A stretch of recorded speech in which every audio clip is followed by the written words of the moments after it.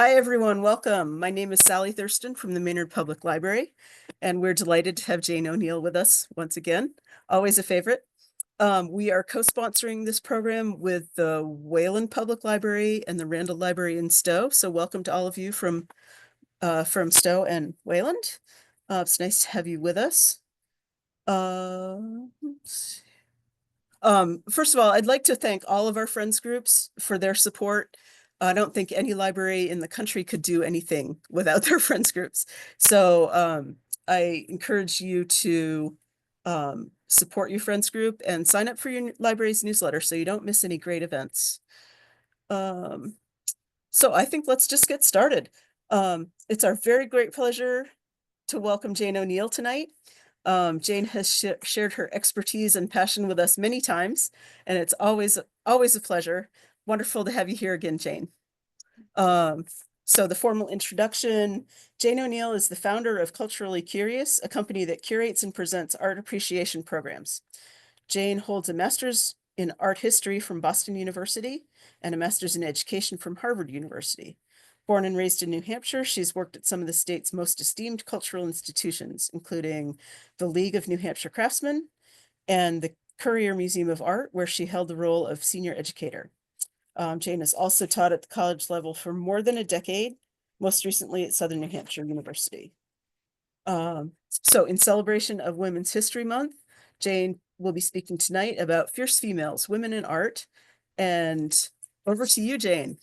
Thank you so much, Sally. Thank you, everybody, for taking time out of your day to learn a little bit more about these incredible women that sort of fought against the odds in order to forge a career in the arts.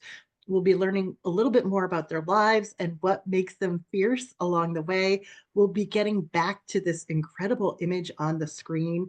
I think tonight is the first night I've done this program via Zoom, and it is just such a delight to be able to stare at this painting and just enjoy every little brushstroke that's like this wonderful little flourish. But like I said, we'll be getting back to it.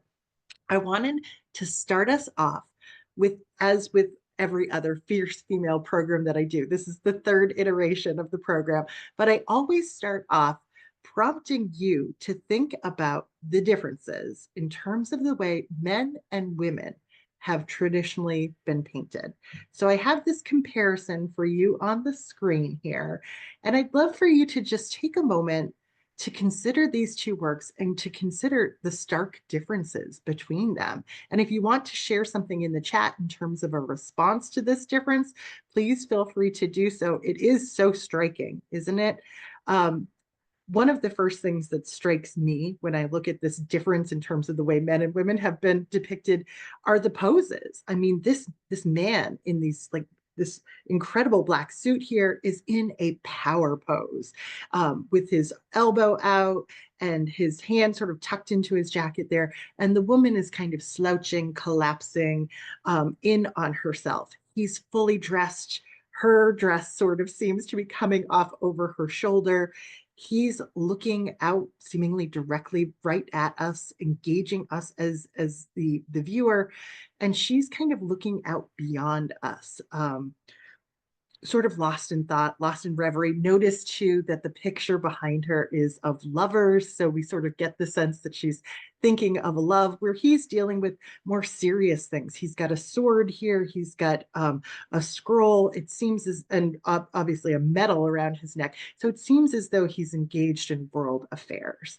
So some of these differences here between these two works highlight, underscore the major differences in terms of how men and women have been portrayed historically in art. And a foundational reason for this big difference is the fact that for centuries, really, women were barred from professional training in the arts. So if you wanted to become an artist, there was really no avenue for you.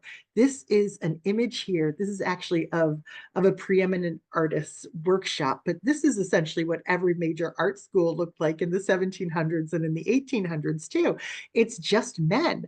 And they're working at their easels and they're considering classical sculpture. They're thinking about light and shadow, and they have a nude model there working for them. And that was typically one of the primary reasons where women were barred from participating in this kind of training for preparing for a career in the arts.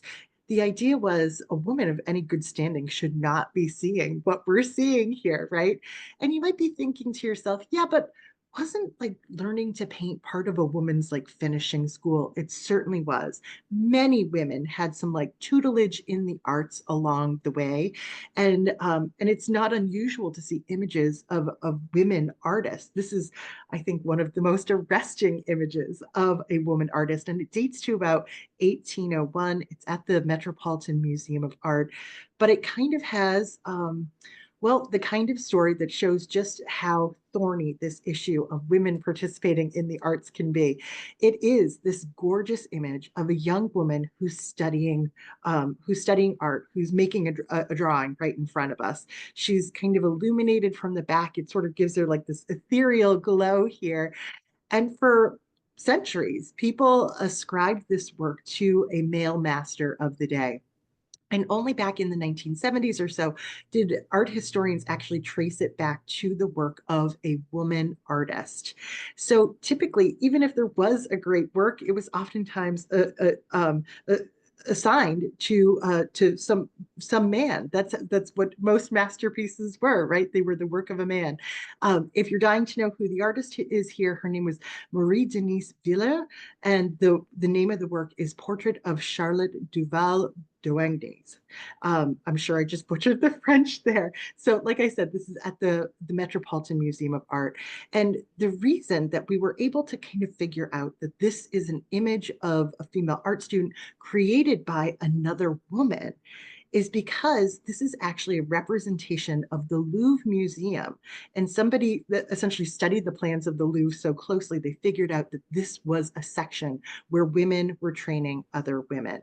Now, as I understand it, neither one of these women went on to have a professional career in the arts because so often, if you got married, it just wasn't a possibility. So, as with my other fierce female programs, I turned to the group, the Guerrilla Girls, who call themselves the conscience of the art world, to remind us about some of these inequities that have always existed in the art world. And Zoom works really well for this poster because it's so text heavy. The advantages of being a woman artist. This is all very tongue in cheek, working without the pressure of success. Um, the one that I really like is like having your career pick up when after you're 80. So obviously there's so many disadvantages to being a woman artist.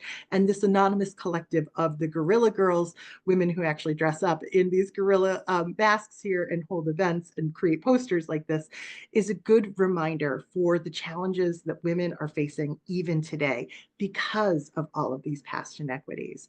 Now, tonight is about fierce females. And I'm going to go back to the same definition that I have used for all of these fierce female programs. What does it mean to be fierce? It means women who push beyond the boundaries of what was considered appropriate, acceptable, or desirable for their time. And I have an example of a painting from a very fierce female that was Faith Ringgold. In the 1960s, Faith Ringgold had sort of forged this style that was all her own. And she was addressing controversial issues in the United States, namely the race riots that she was witnessing firsthand, or at least the after effects of that. And she, in this case, uses the American flag to call attention to those race riots. This is a painting from 1967 called The Flag is Bleeding. And she has a black man linked arms with a white woman who's linking arms with a white man.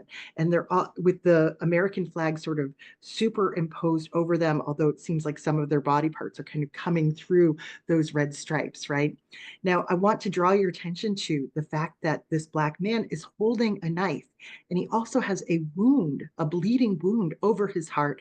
His hand is over his heart. kind of protecting that wound, but also as though he's pledging allegiance to the flag.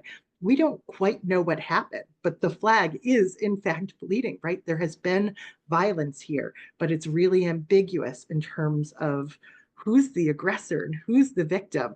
Everybody is a little bit to blame, perhaps, here, at least in Faith Ringgold's picture.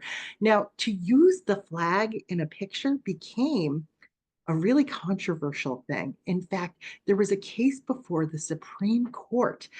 It was a gallerist who had featured work of an artist who used the flag with, through a critical lens in his painting. So Faith Ringgold, our artist here, thought, well, I want to make a statement about this. So together with two other colleagues, they staged a show called the Flag Show. It was, or the People's Flag Show, I should say. It was at the Judson Memorial Church in Washington Square Park in New York. So these three became known as the Judson Three. And they invited all these different artists to come in and exhibit and make works of art using the American flag or images of the American flag. And ultimately, these three, including Faith Ringgold, were arrested for essentially the desecration of the flag. Eventually, the charges were dropped, but it certainly brought attention to this notion of freedom of speech around the use of the flag, especially for artists. And Faith Ringgold is so darn fierce. After she was released, she created her own flag referencing the Judson Three. You can probably just make out the letters here and the number three set against a flag here using Pan-African colors. So she was not one to shy away from the tough and thorny issues of her day, and that certainly made her fierce. She's setting the stage for us to look at a number of women artists tonight, all of whom we could spend years talking about and poring over their entire body of work and their biographies. They're all fascinating in their own right. Tonight, there's so many of them. We're just going to drill down on what makes them fierce, starting in the 1600s with Judith Leister, ending with today and the artist Amy Sherald. And I'm trying to give you a really nice mix and an overview of different styles and personalities here. Before we get started, we have one more fierce female that we're referencing here. And this is Sofonisba Anguissola, really the first internationally renowned female artist. She was working in the 1500s, and she was an Italian artist, if you didn't get that from her name. This is a remarkable self-portrait because she has painted it in such a way to make it look like somebody else is painting her, even though she did this entire composition. And it isn't just somebody else painting her portrait, it is, in fact, her teacher, her master, the person who has greater renown than her. So she's uplifting herself, certainly, her status by having him paint her, but even more so by zooming out one step further and painting them both together. So I would say she was pretty fierce for the 1500s. All right, let's turn our attention to our first artist here, Judith Leister. We're going to start things off with a smile, which is always so much fun. Now, Judith Leister was working in the Netherlands during the golden age of Dutch art, the Dutch Baroque. And it was a time when there was like a huge demand for these informal scenes, casual scenes, tavern scenes, scenes of people making music and being merry together. There's a spontaneity and a wonderful informality of these scenes. And Judith Leister was right at the forefront of that, which was unusual for a woman artist. In fact, she was one of the very first women artists to join the Professional Guild of Artists during the day. And she held her own. She actually sued another leading artist because he kind of poached a few of the students who were working in her workshop. We can see her here looking relaxed, looking confident. She's in her 20s, and it's as though we've just walked into her studio and she's looking back over her shoulder and greeting us with this warm smile. But she is also emphatically asserting her identity as an artist, which is just so cool, right? It's the 1600s. She's got her painter's palette and her brushes, a brush in hand. We can see an example of her work, which is another smiling figure here. And we can also see this unbelievable starched collar that she's wearing. It's very hard to believe that she actually painted in that. Now, Judith Leister was incredibly successful. And she actually ended up marrying another artist. His name was Jan Molinar. There's a great example of his work here in my hometown in Manchester, New Hampshire. This is the card players, Jan Molinar's work. This is a Judith Leister work over on the left. And we can see that there's a lot of similarities in these works. So husband and wife are probably kind of feeding each other ideas or brainstorming together. Both of these images look like it sort of started off with the seated figure in the foreground, and then the cheating at card game motif was sort of built up around them. Of course, she uses a female protagonist and he uses a male protagonist. Now, she is more successful, probably better known, but after she gets married, there's a shift in terms of their reputations. And then she goes on to give birth to 5 children. So that certainly takes away her time to dedicate to the arts. But like I said, she had the reputation initially, so much so that she developed her own logo. She was into branding back in the 1600s. She took her initials, J and L, she kind of fuses them together and then adds this star because the name Leicester is kind of like leading star or lodestar.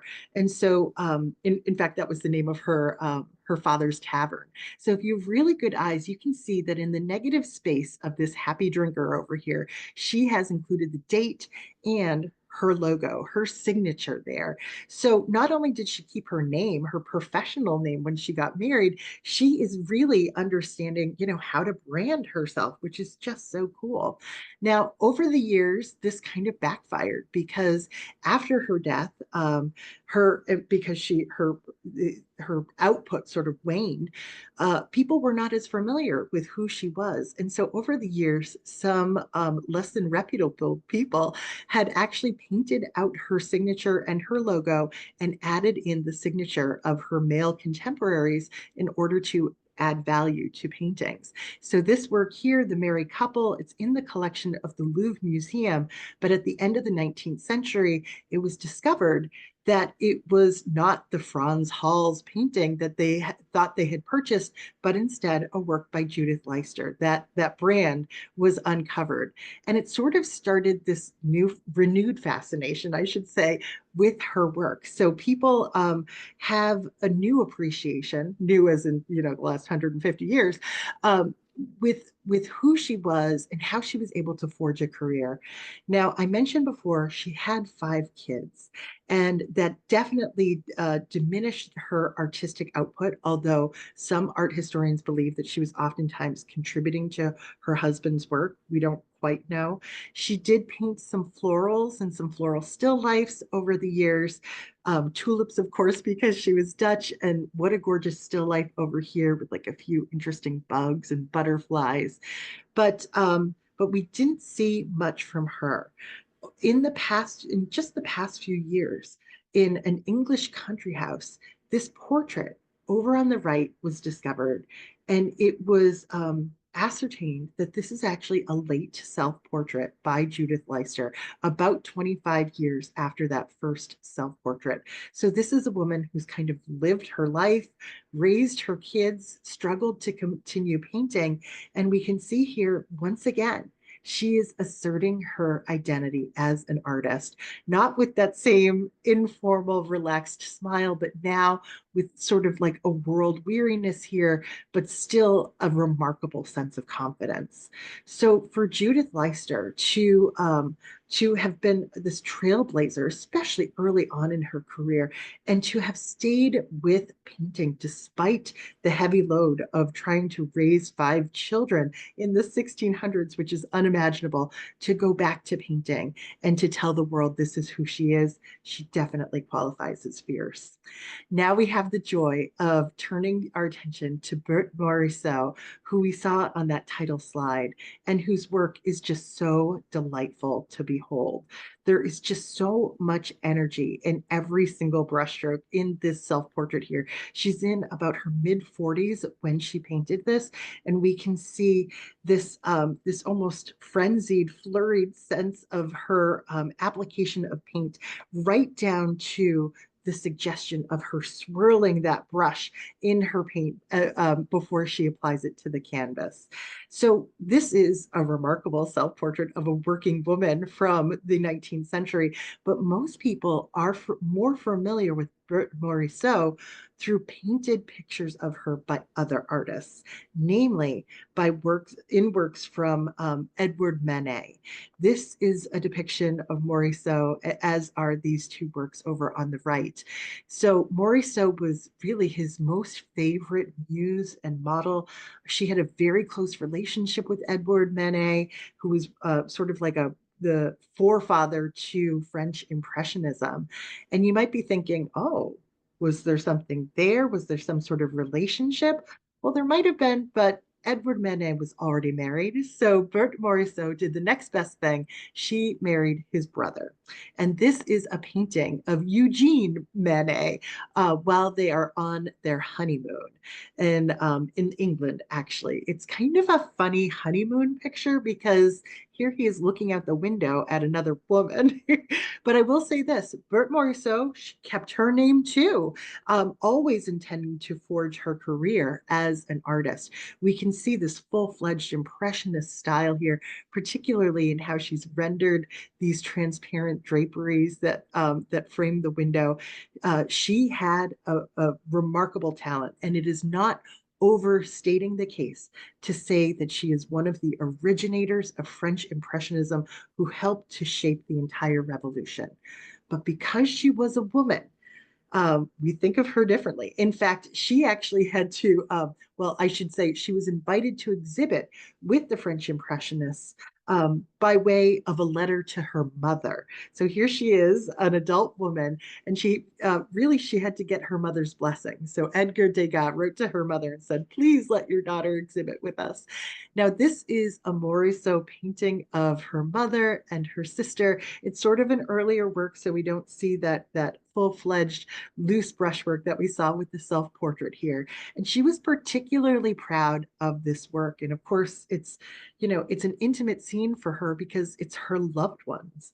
So she calls up or writes a letter to her brother-in-law, Edward Manet, and says, come on over, check out this painting, see what I've done. I'm going to submit it for this exhibition.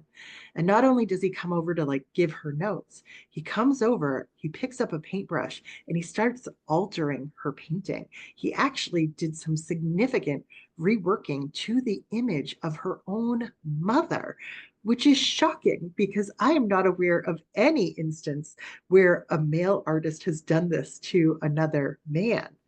In 1890, Morisot wrote in a notebook, she said, I don't think there has ever been a man who treated a woman as an equal, and that's all I would have asked for I know I'm worth as much as they.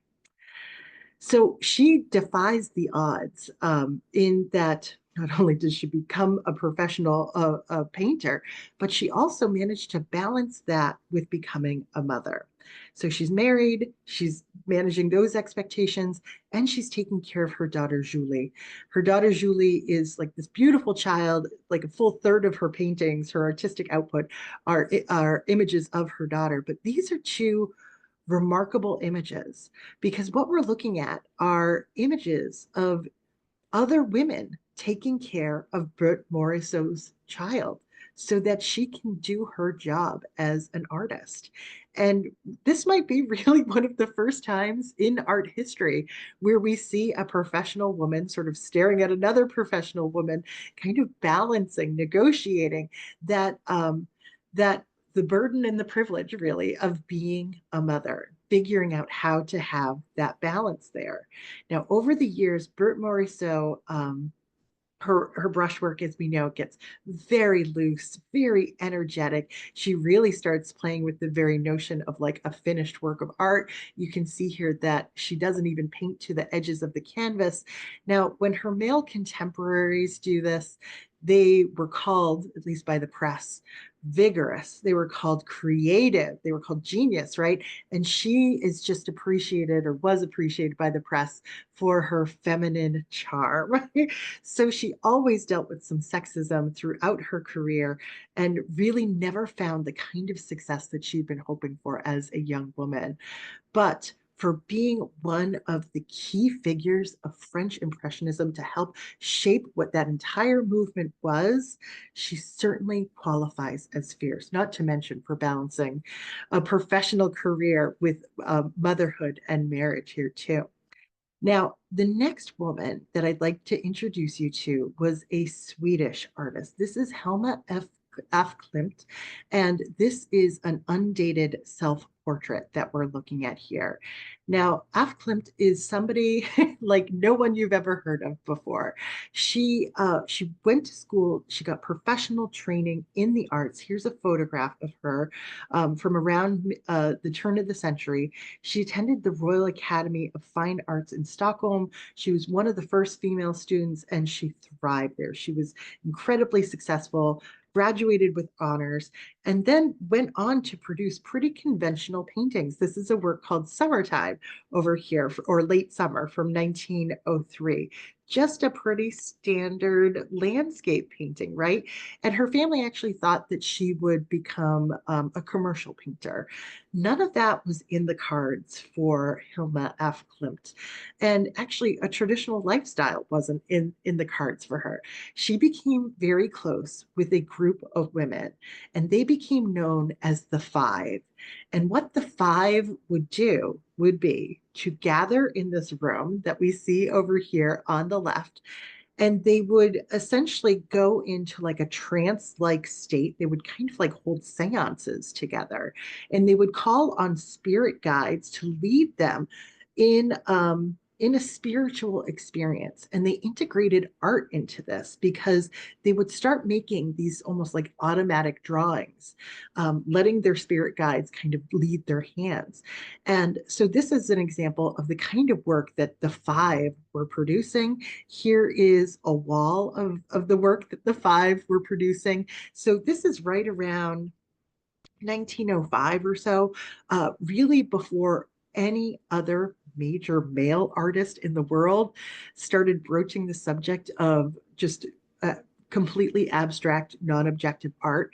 This group of women having a spiritual, semi occult experience were producing these radical images. They were not sharing them really with anyone. So one of these spirit guides comes to Hilma F. Klimt and basically gives her this major assignment. She called it the Great Work. And it would take her something like 10 years to make all of the pictures that she was kind of assigned through the Great Work. And she was continually receiving spiritual guidance while she was doing it. In the end, at the end of this decade, she's produced about 193 paintings, and they are strikingly um, they're strikingly abstract works. And like I said, she was doing this before any male artist had ever even attempted to create images like this, say that they were finished and final paintings, and to put them on view. So this is really the beginning of the great work for her. This is like primordial chaos. We can sort of understand it as like in the beginning, what was there? And we can see a little bit of that automatic drawing here with like the spirals and the circles. You could almost imagine someone in a trance-like state. I love the blues and the yellows here, these really vivid colors. But I draw your attention to this image on the left here because we don't know what this is. Is it in the sky? Is it in the water? Is it a living creature? We don't know. What we will see quite a bit of is a fascination with duality and this kind of balance of the sexes. This was something that she goes back to again and again and again. Now, this isn't a woman who was living any sort of conventional life. She never got married. She never had children. and for the most part, just kept the company of very close friends, female friends. But this duality is something that's a big part of her spiritual guidance. Here is an exhibition of those images from chaos, from the very beginning. And we can see how they all relate to each other in this lovely way in terms of the color palette and the general forms that we're looking at. And for the most part, I mean, she has such a wonderful sense in terms of the structure of these non-objective paintings, these abstract paintings. There's a lot of basic geometries in them as well, but beautiful colors too. I mean, I'm a sucker for the blue and the yellows here, but there's like a subtle shift of color and tone up here as well.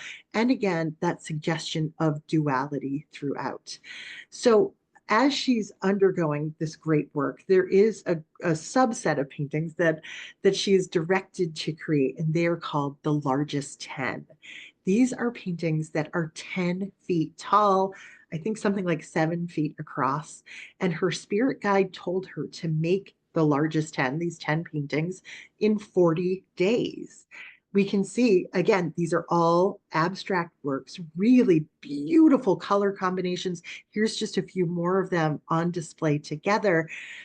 Imagine making any one of these in less than 40 days. It's pretty astonishing, right? And the world hadn't really seen anything like this. These are completely innovative works. But I should say once again that she was not sharing these with the public. She wasn't creating them and putting them on special exhibition. So the greatest 10 are done in 40 days, but the whole project is, again, more like a decade in time. One of the subsets in this great work is called the Swan, and it starts off with these recognizable images of swans, a white swan and a black swan. We sort of have a yin and a yang here, with the swans kind of touching their beaks and touching the tips of their wings. Are they dancing? Are they kissing? Are they fighting? We get a little bit of that color balance with the blue and the yellow here. But as she continues on this particular subject, we can see that her work gets more and more abstract until we're just dealing with geometric forms. The bodies of the swans become interlocked, and then they're circles. They're parts of circles. They're cubes. So we can see how she kind of arrives at these fantastic compositions that she was creating. But like I said, these are absolutely novel innovations. The very last part of the great work were these three paintings that are called the altarpiece. Her spirit guide sort of directed her to create all of these works for a temple that was going to be a giant spiral. When I first heard that, I was like, ooh, like the Guggenheim Museum, but it was a spiral that you would eventually get to the center of, and inside the center would be like the most sacred of rooms, and it would have these three works in them. And to signify how important they all have real gold leaf in them, and these like very striking compositions that speak to, again, another duality here, this idea that our notion of a higher power comes from that higher power down, but then also from below upwards as well. And then there's like this sense of peace and centrality here at the center composition. I particularly love this work over here with this like rainbow road up to the sunshine. It's just gorgeous. So when she's done with the great works, Hilma af Klint stops receiving spiritual guidance, but that does not stop her from continuing to paint, continuing to make abstractions. Her work becomes much more focused on like researching color theory and that sort of thing. And then she also goes pretty deep into making wet on wet watercolors as well. And these are all still like steeped in the particular vein of spirituality that she was interested in, called theosophy. So there's just so many fascinating threads to Hilma F. Klimt. I should mention too that her will stated that none of these works should be displayed for more than 20 years after her death. I think it was back in 2018, the Guggenheim Museum put them on view, and it was a record-breaking exhibition in terms of attendance for the Guggenheim Museum. They'd never had that many people come through the door, and it was to see this revolutionary woman's work. So for doing things before anybody else in the art world, and for finding her own way, her own path to do it, Afklin certainly qualifies as fierce. Now, break out your tissues because I'm going to introduce you to Kathe Kollwitz. And if you don't already know her work, well, let me tell you, it packs an emotional punch. And you sort of get the sense of that just with this self-portrait that we're looking at right here. There's a directness to it. There's an expressionistic grittiness to it that I just love. So she was a German woman at a young age. She had this early interest in the arts, and her family came from like this background of being religious, but also socialist. And they really supported her so much so that when she was 18 years old and a doctor proposed to her, everybody was like, I don't know, don't you want to become an artist? I think you should stick with the arts.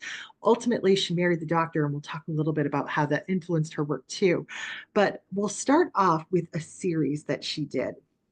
She was tremendously impacted by a stage performance that she saw that was about these peasants, these weavers from a manufacturing center who were struggling and then ultimately went on strike and fought for their rights. These weavers were in like a part of Europe that was controlled by Prussia, and the weavers' salaries were continually being diminished. So, in order to kind of retell the story that she like internalized by watching this play, she starts off with the plight of the weavers, and she simply calls this lithograph need. And we can feel that need because there is this baby in the foreground. Can't quite tell if he's dead. Is he just sick? He's desperately sick if that's the case, because we can feel how emotionally distraught this woman is who's looking over him. It's this dark interior, and we get the sense that these are desperate times. A few images later in this series, we have a work that's called The Conspirators. So these are people meeting in shadowy places, people who have nothing left to lose, people who need help thinking about, talking about what are they going to do. And then Kathe Kollwitz does something that almost no one in the history of art does, and that is she celebrates striking workers. And if you think about it, in the history of art, I mean, it's usually art is made for very wealthy people, and they don't usually celebrate the plight of the working poor.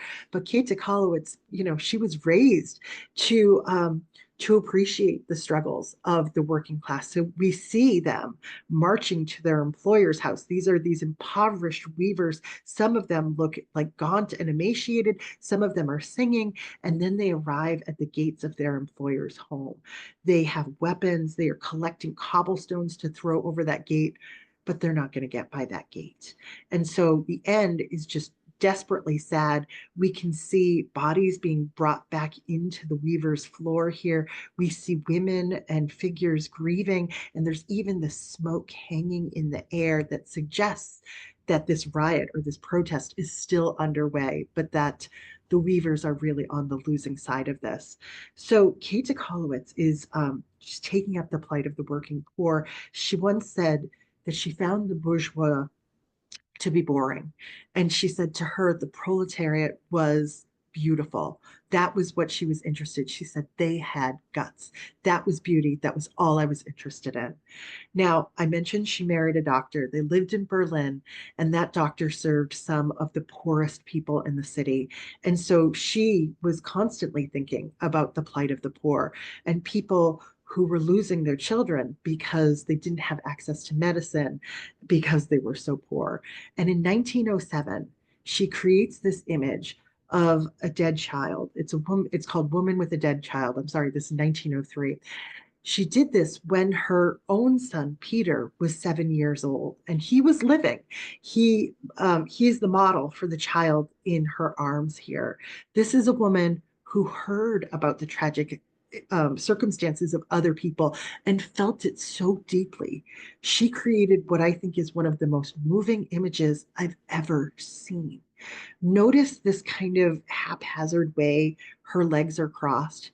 You sort of get the sense that she has collapsed into this crisscross pose and has immediately adjusted her legs so as to support the weight of that child. There's hardly any weight to him. She portrays herself, because she modeled for this work, burying her face in the chest of that child as his head hangs lifeless. Her features turn almost animalistic here. Now, this is a woman who can feel the suffering of others, and she uses that to make the most impactful art. And almost as though predicting the future, her young son, Peter, who posed for this work, when World War I started, he was idealistic. He signed up for the army, and his battalion was almost immediately wiped out. And it took her more than a decade, but she ultimately figured out a mode of expression for acknowledging the grief of losing her son. She created these two sculptures of grieving parents for the cemetery where her son and his battalion were laid to rest.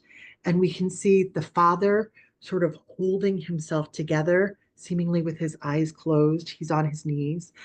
The mother is also on her knees, but she's not upright. She is sort of hunched over as though consoling herself, as though wanting that child back in her arms. Here is another view of those two works presiding over that cemetery. It's just so tragic. She only went and visited these works in person once. And supposedly, she went to that figure of the mother, which is, of course, a self portrait of her, and with tears streaming down her face, she caressed the face of this grieving mother. It's just so powerful. So, following World War One, she became committed to creating images that would remind people of the horrors of that war so that it would never happen again. In 1923, she created this woodcut called The Mothers. And what we're looking at here is this tight sculptural mass of all of these women tightly embracing each other. And we can see them peering out from this embrace, and they're nervous and they're desperate. And if you look very closely, you can see that their hands are guarding the heads of their babies. They don't want to lose more children. And there are even younger children who are kind of peeking out from their dresses. These are the mothers that have lost people and they don't want to lose anyone else. So for Kathe Kollwitz to portray the plight of people who are suffering and to do it in such a way that you can't help but be moved, she definitely qualifies as fierce. Incredible works. All right, now I'd like to introduce you to Joan Mitchell. We are squarely in the 20th century now. Joan Mitchell is really a product of like the 1950s. Here she is. She came from um, a really upper class background. She had like every opportunity afforded to her. And she was the type of person who could travel and go to elite schools and even do competitive ice skating, as we can see over here, which is a little bit of a foreteller what is to come, because she was athletic. She's going to need to be with the kinds of paintings that she makes. She's competitive. She's going to need to be with the kind of environment and people that she was creating in. And you almost get the sense that staring down at all of these marks that are left on the ice might have been a little bit of inspiration for what is to come. So we can see her here a few years later. So she had a world-class education. I believe she went to Smith College and also got a master's in painting. She was traveling quite a bit, going to Europe, but she comes back to New York City in 1950. And that is really when abstract expressionism is like coming into the fore. It is like the cutting edge of art. And what we're looking at here is a work of art called Figure in the City from 1950. And we can see Joan Mitchell is thinking about all of the isms of the first half of the 20th century. We've got like a lot of cubism and flattening of planes and fracturing of space. And of course, we have this figure here, this female figure that's looming in front of it. And this is the very last time she ever paints a figure.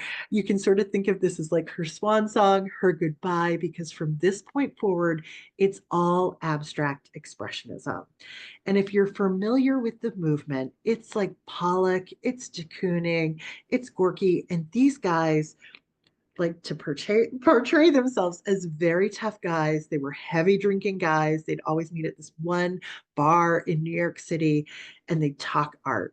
And somehow Joan Mitchell like elbows her way into this group. She's drinking there with them. I love this abstract work. It's from the following year. It's called Untitled.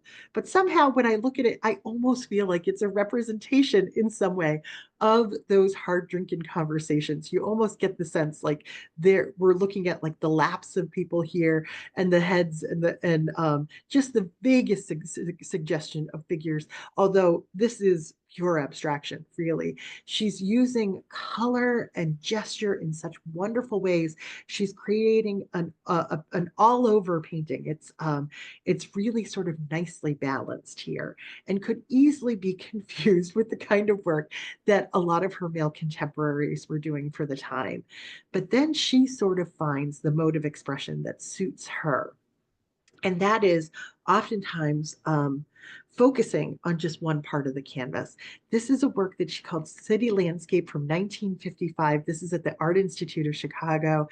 And I sort of love that what could be a city here almost looks like a brain, like this neural center, and everything else around it reminds us of like the interconnection of not just our brain and our neurons, but of life in the city. You know, everybody's sharing these telephone wires and the plumbing that goes underground and the subways, and it's all kind of there. And the more time you spend with it, the more of these brilliant colors that you see and the variety of mark making that she's using in order to create it. There's a lot of like dripping happening here as well.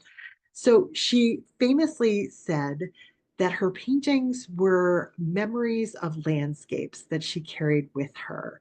And I don't think you can necessarily think of all of her paintings as landscapes, but they do kind of operate in that way. I mean, they're the memories. And so there's like that balance, a little bit of what she's experienced and a little bit of the memory of it. This is a fantastic example of her work. It's here in my hometown at the Currier Museum of Art. She gave it the sort of fanciful name of Couscous. It's from 1962. And there is a whole lot of energy in this work. When you're standing in front of it, you can see that she's used like palette knives. She's splattered painting. She probably threw painting at this or paint at this. She's letting it drip. She's using brushes. And you get the sense like this was almost like a violent act. What is the memory that she's summoning with something like this? And it is kind of an angrier period in her career, but we can see her still, you know, not doing total all over painting, which is what Pollock is probably best known for, but kind of centering her work and still creating a nice balance in this case. Now, towards the end of her career, she ends up moving to France.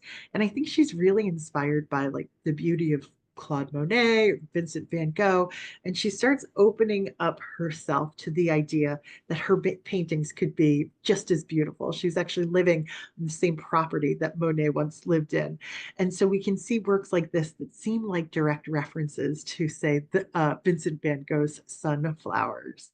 So for Joan Mitchell, to forge her way through like the boys club that was abstract expressionism, to kind of outlive all of these guys too, and to continue on, to keep with it, to find new ways of approaching it, definitely qualifies her as fierce.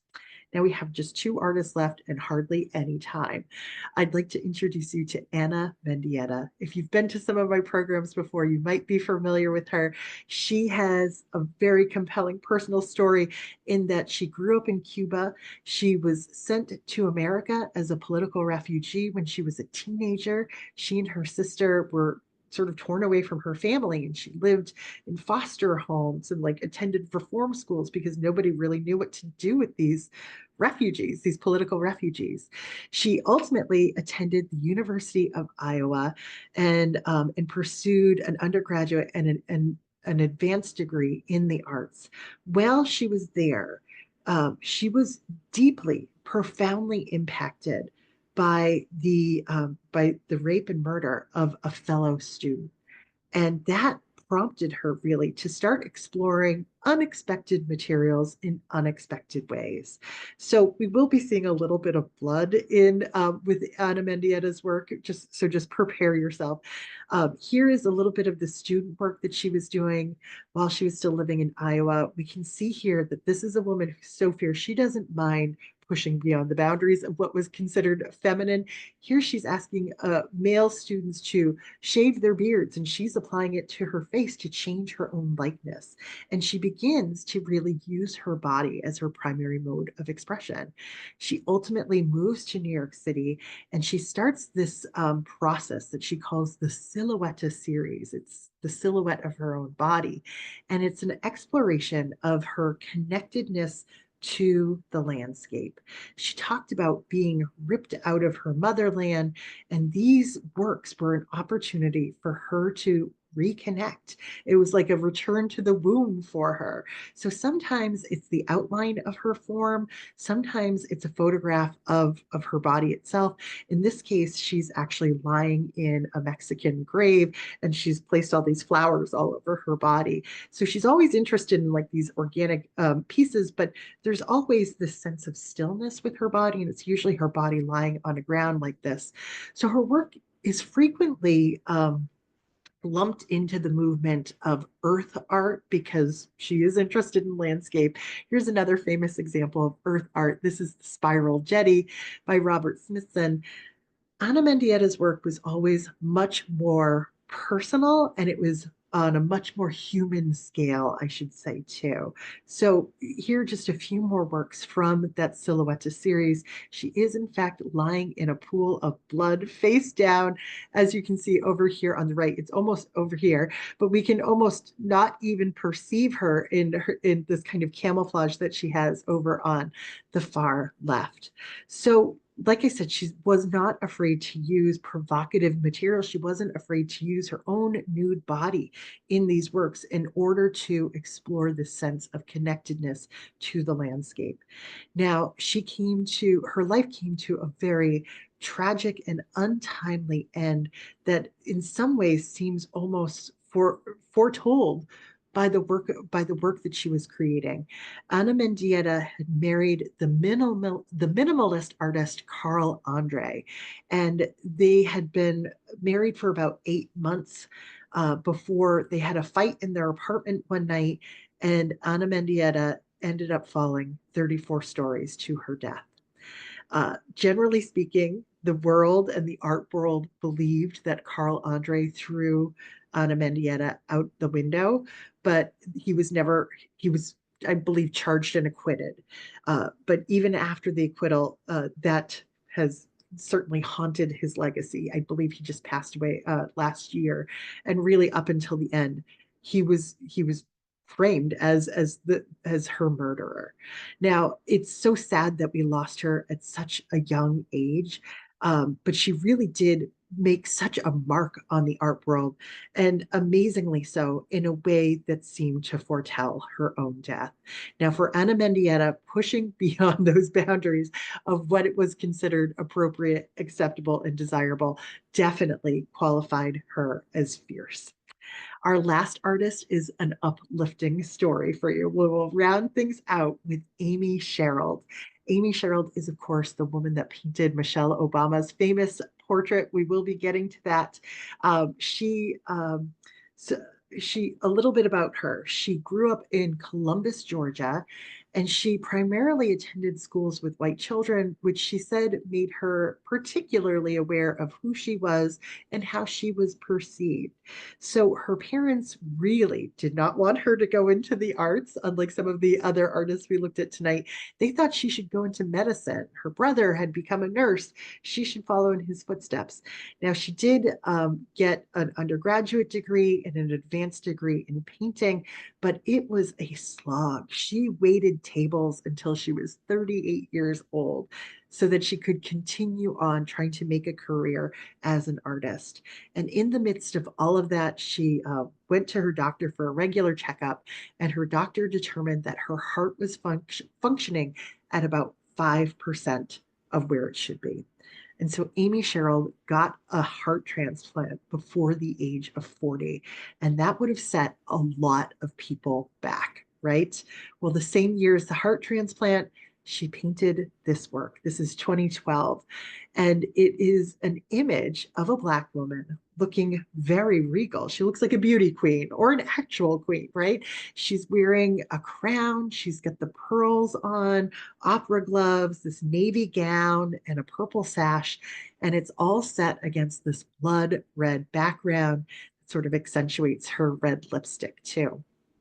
But Amy Sherrill gave this a pretty provocative title. She called it Welfare Queen, which certainly gets people thinking about, okay, the history of that term and how it's most oftentimes applied to Black women. And we are looking at like a very upstanding, regal looking woman here who does not seem to to to deserve such a title, right? So Amy Sherrill is asking all of us to kind of go back and think about the application of that term and how where it originated and how it's used, and is applying criticism to it by presenting such an upstanding and lovely woman here. So she finds her mode of expression pretty quickly. She wants to paint portraits of African Americans, and she wants them to be seen sort of on their terms. These are her portraits are all almost always like these direct confrontations. You're looking at them eye to eye. They're on a grand scale. And she does something kind of surprising. She doesn't paint brown skin. She almost always paints her subject in gray tones, or the art where it is grisaille. So for Amy Sherrill, she believes that just the very fact of having brown skin is like almost like a political statement. It's like a charged statement. And she wants you to get beyond the brown skin and to see these people for who they are.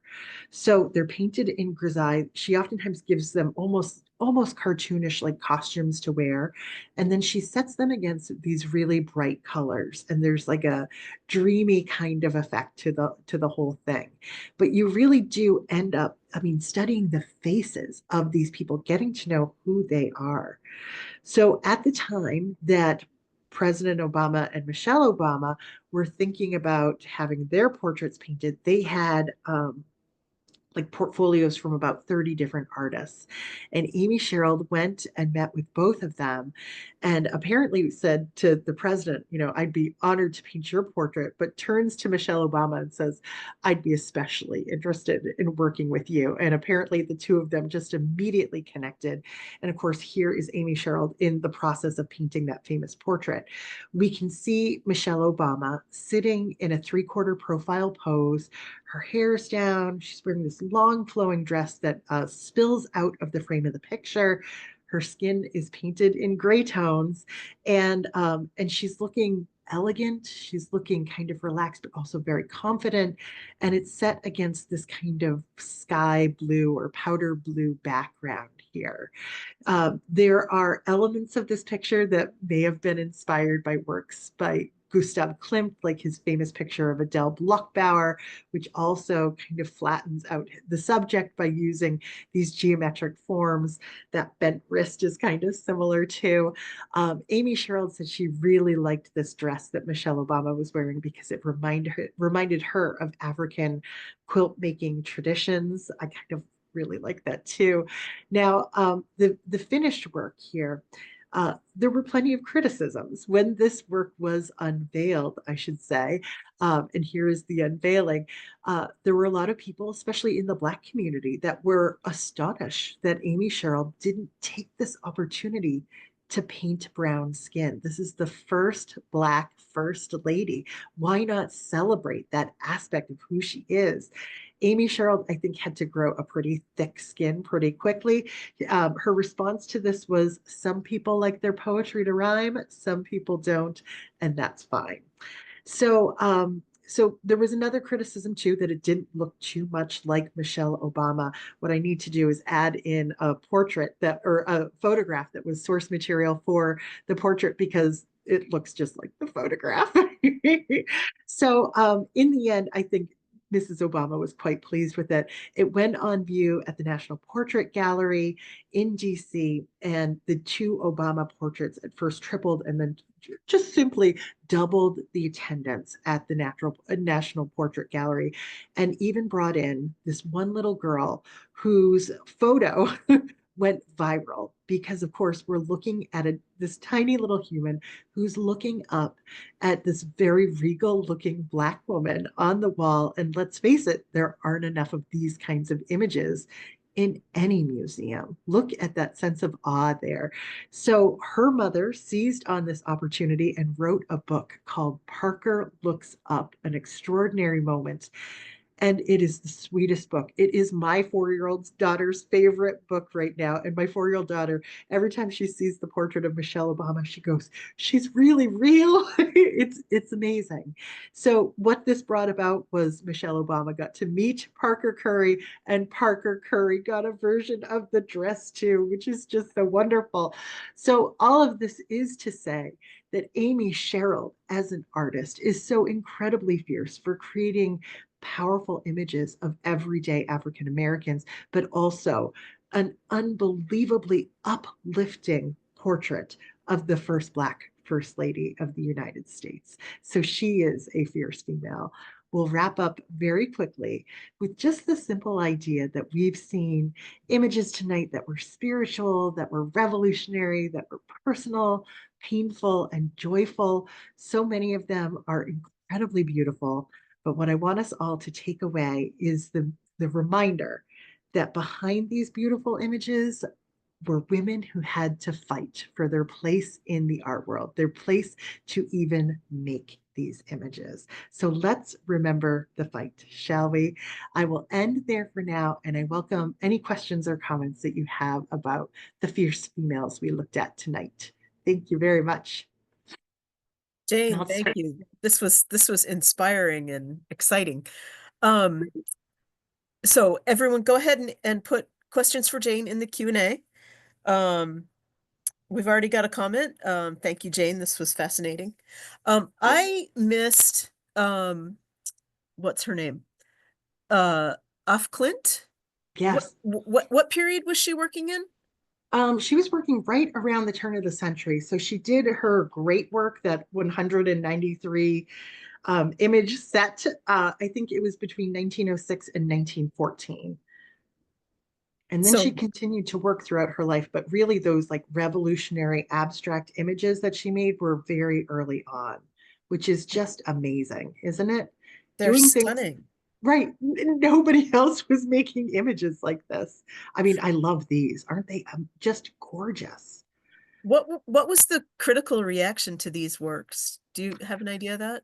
I think when they were ultimately showed to the public, it was at a time that abstract expressionism had already come along. So I think people were really bowled over, very surprised to see that she'd been doing this so early on. So I think that they were pretty warmly received. There's and I believe, if I'm remembering correctly, there's like Afklimp museums like in Sweden. I think the many of these works travel around quite a bit. There's like huge fascination with her now.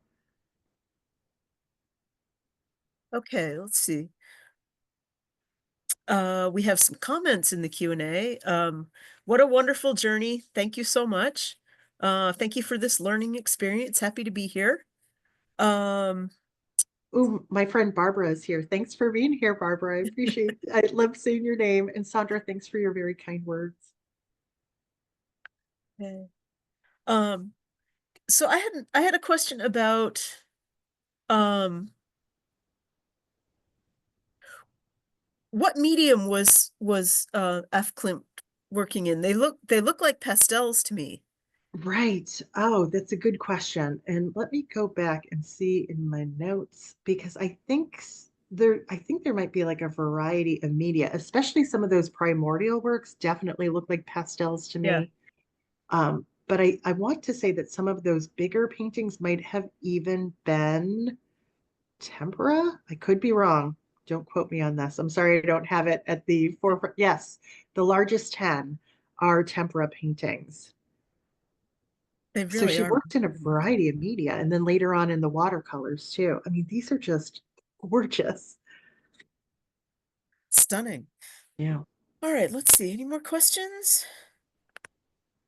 I think you've just bowled everyone away tonight, Jane. There is so much content in tonight's program. So I know it takes a lot to just digest it. As always, if anybody has questions or comments for me after the fact, please feel free to get in touch with me on my website, which is iamculturallycurious.com. Liza says, where were the bigger paintings exhibited? I don't know off the top of my head where they were first exhibited, but I wouldn't be surprised if it was right in Sweden where she had lived. I mentioned the exhibition in 2018 that was at the Guggenheim in New York City. Um, Darlene is echoing what you just mentioned. There's so many notes that she has to read over before she can form questions. But so grateful. And I Well, I think hope there were some new artists for you or new ways to appreciate them. It's such a joy to share all of this. So I really appreciate everybody's time. okay. Well, I'll get the recording out to everyone along with the registration links for the talk on April 30th. We look forward to that, an exploration of the Isabella Stewart Gardner Museum. Oh, love that Um, museum. and thank you everyone for coming, and thank you to the Wayland and Randall Libraries for co-hosting tonight. And I think we'll say good night now. So thank you so much, Jane, and have a Absolutely. good night, everyone. Good night, everyone. Take care.